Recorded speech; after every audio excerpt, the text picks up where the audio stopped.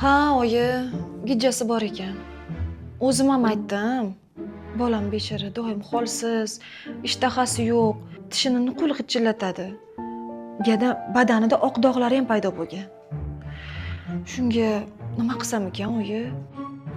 Nima qilishni bilmayapman. Mazasi yo'q. Bog'chaga ham bormayapti. Gijjasi bor deyishdi. Buni oqibati juda ham yomon. Oldini olmasangiz bo'lmaydi. Vahima qilma.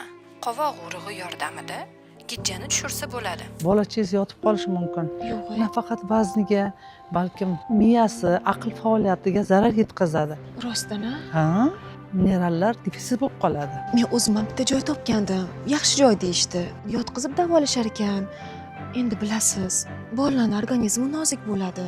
U yerga borib davolatsam, yana jigariga zarar yetkazib qo'ysam-chi? Sizga maslahatim, asalni olasiz, sarimsoq bilan aralashtirasiz. Menda yaxshi yangilik bor. Yechim topgandekman. Ham tabobat, ham uy sharoitida davolashning kompleks usuli desa ham bo'ladi. Qani, Nut va Gelmin Kids. voy, zo'r-ku beringchi.